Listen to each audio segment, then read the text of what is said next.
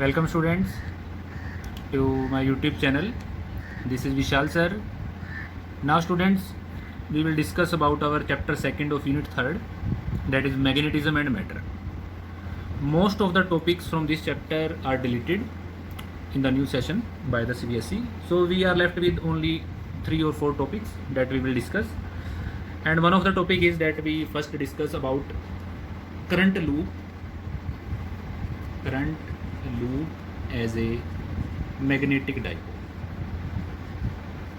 जैसे electric dipole होता है ऐसे ही हमारे पास क्या होता है मैग्नेटिक डाइपोल. और बार मैग्नेट इसका एक एग्जांपल था जो हम करते भी थे, पर वो सिलेबस से अब हमारा डिलीट हो चुका है इस सेशन के लिए. तो मैग्नेटिक डाइपोल का मतलब जैसे नॉर्थ पोल और साउथ पोल, तो नॉर्थ पोल और साउथ पोल मिला के हमारे पास एक मैग्नेटिक डाइपोल बनता है. उसका एग्जांपल एक बार मैग्नेट हम कह सकते हैं. और जैसे इलेक्ट्रिक फील्ड लाइंस होती हैं ऐसे ही मैग्नेटिक फील्ड लाइंस भी होती हैं जो ट्रैवल करती हैं from north to south outside the magnet and south to north inside the magnet. तो आज जो हमने करना है वो करंट लूप बताना है कि वो मैग्नेटिक डाइपोल कैसे बनता है. अब करंट लूप एक हम कंसिडर कर लेते हैं. सबसे पहले हमारे पास suppose we have a current loop, circular loop, जिसमें करंट फ्लो कर रहा है हमारे पास आई. और इसका जो हमने रेडियस है वो कितना ले लेते हैं. सपोज रेडियस हमारा कितना है इसमें ए. अब हमने इस लूप का, अगर हम इस सर्कल का मैग्नेटिक फील्ड निकालते हैं अलोंग इट्स एक्सिस, तो हमने 3rd यूनिट में निकाला है along the axis of a circular loop. तो मैग्नेटिक फील्ड हमारा कितना आएगा वो हम डायरेक्ट वैल्यू लिख लेते हैं क्योंकि हमने वो प्रूव कर की है. B is equal to mu naught I A square upon 2r cube. R क्या है, डिस्टेंस है जो हमने उसकी एक्सिस पे मैग्नेटिक फील्ड निकालना है. इसी को हम थोड़ा सा मॉडिफाई करके ऐसे लिख सकते हैं mu naught upon 4 pi 2ia upon R cube, where A is the area of loop pi A square. तो जब एरिया को हम यहाँ पुट करेंगे तो यही इक्वेशन हमारे पास यहाँ से आ जाएगी. अब ऐसे ही हमारे पास ये तो मैग्नेटिक फील्ड किसका आ गया, सर्कल का, उसकी एक्सिस के ऊपर.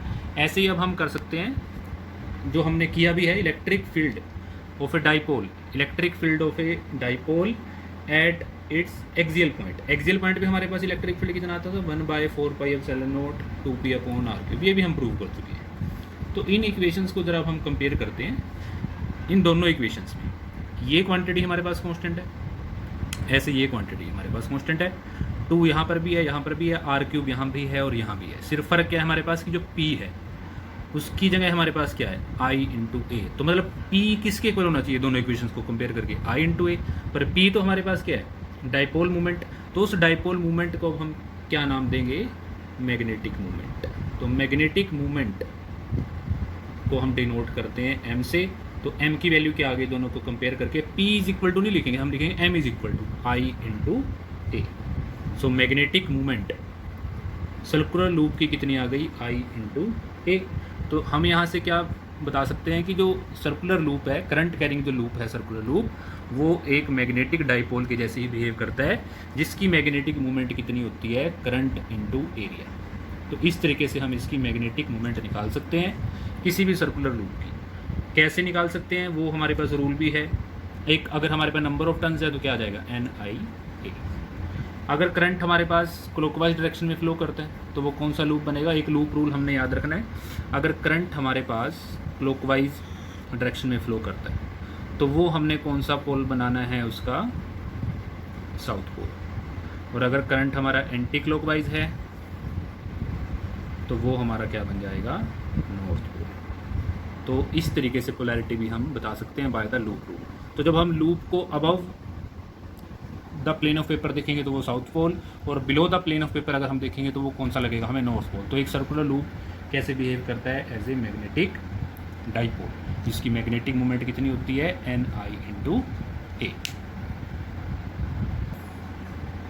अब हम नेक्स्ट हमारे पास टॉपिक है स्टूडेंट्स, हमारे पास magnetic dipole movement, magnetic dipole movement of revolving electron. अब अगर कोई इलेक्ट्रॉन रिवॉल्व करता है तो हमने उसकी क्या निकालनी है, मैग्नेटिक डाइपोल मूवमेंट. अभी इससे पीछे हमने क्या निकाली थी, डाइपोल मूवमेंट किसकी निकाली थी, करंट कैरिंग लूप की. अब निकाल लिया रिवॉल्विंग इलेक्ट्रॉन की.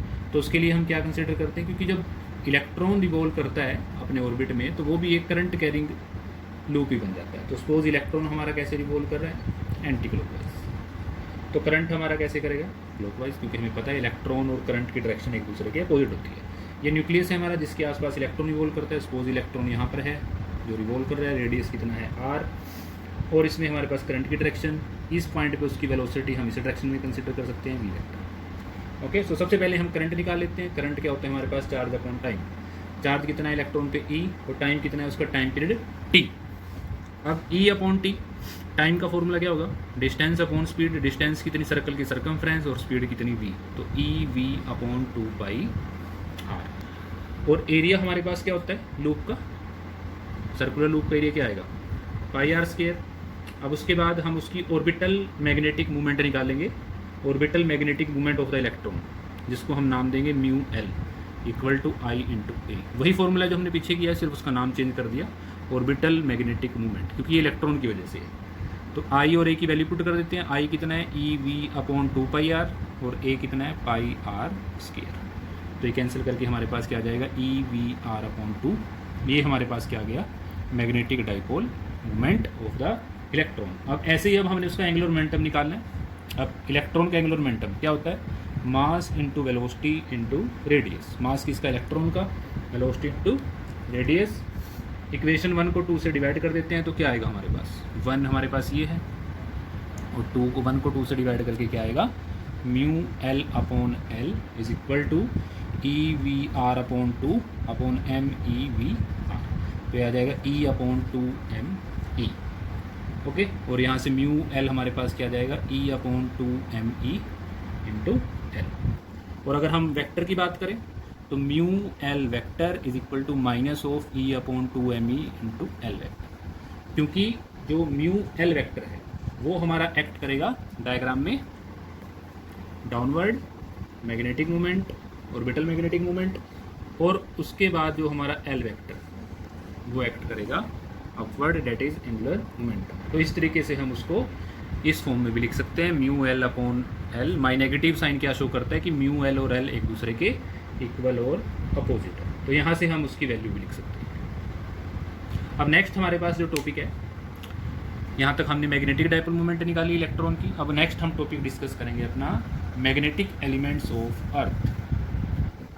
मैग्नेटिक एलिमेंट्स ऑफ अर्थ, क्योंकि जो हमारी अर्थ है वो भी एक जॉइंट मैग्नेट की तरह है, तो उसके जो मैग्नेटिक एलिमेंट्स हैं वो कौन कौन से होंगे। मतलब सपोज अगर हमने मैग्नेटिक फील्ड निकालना है अर्थ का किसी भी एक पॉइंट पे, तो किसी भी एक पॉइंट पे अगर मैंने अर्थ का मैग्नेटिक फील्ड निकालना है, तो वो मैग्नेटिक फील्ड निकालने के लिए मुझे 3 एलिमेंट्स की जरूरत पड़ेगी। वो 3 एलिमेंट कौन कौन से होते हैं, फर्स्ट इज मैग्नेटिक डेक्लिनेशन, इनको नाम से भी याद रखना है। First element is magnetic declination, इसको डिनोट करते हैं अल्फा से। ये क्या होता है हमारे पास, ये हमारे पास एक एंगल है किस किस के बीच में, एक हमारे पास होता है जियोग्राफिकल मेरिडियन, जियोग्राफिकल मेरिडियन, और एक हमारे पास होता है मैग्नेटिक मेरिडियन। इन दोनों के बीच में जो एंगल होता है वो हम क्या लेते हैं, मैग्नेटिक डेक्लिनेशन। क्योंकि जो अर्थ है हमारी, अगर सपोज अर्थ का जो नॉर्थ पोल और साउथ पोल, ये नॉर्थ पोल मैग्नेटिक, तो ये हमारे पास मैग्नेटिक नॉर्थ पोल, और ये मैग्नेटिक साउथ पोल।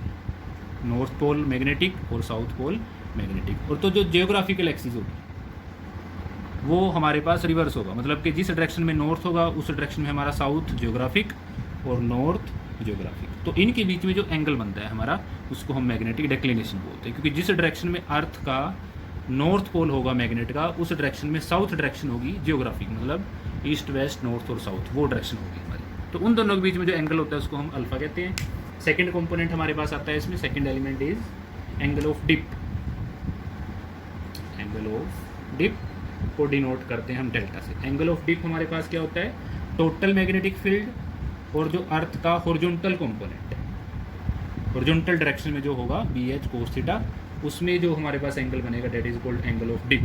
और third component is horizontal component, वो तो हमने लिखा ही अभी अर्थ का। और अर्थ के मैग्नेटिक फील्ड का हॉरिजॉन्टल कंपोनेंट कौन सा होता है, BH cos थीटा। इन तीनों को हम कैसे ड्रा कर सकते हैं एक सिंगल डायग्राम में, वो भी कर सकते हैं तीनों के लिए। तो उसके लिए हम 2 प्लेन कंसिडर कर लेते हैं। एक हमारे पास मैग्नेटिक मेरिडियन है, सपोज ये मैग्नेटिक मेरिडियन, और एक हमारे पास जियोग्राफिकल मेरिडियन, ऐसे, क्योंकि दोनों एक दूसरे के एंगल पे लाई करती हैं तो हम इनको एंगल पे शो कर सकते हैं। उसके लिए इन दोनों के बीच में जो एंगल है वो first component that is declination, जो हमने पढ़ा, पहला कंपोनेंट डेक्लिनेशन अल्फ़ा मतलब मैग्नेटिक मेरिडियन, और ये कौन गया था हमारे पास जियोग्राफिकल मेरिडियन। तो इनके बीच में जो एंगल है उसको क्या कहते हैं, अल्फ़ा।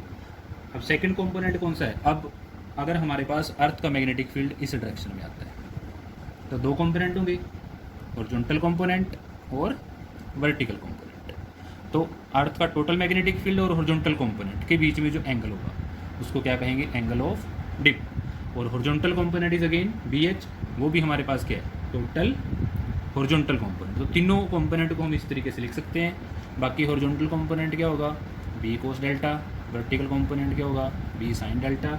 यहाँ से इनको डिवाइड करके हम दोनों में रिलेशन भी निकाल सकते हैं। रिलेशन क्या आएगा, tan डेल्टा। तो एक रिलेशन हमारे पास ये आ जाता है। बाकी अगर हम इन दोनों को स्क्वायर करके ऐड कर देते हैं तो B की वैल्यू क्या आएगी, √BH² प्लस BV²।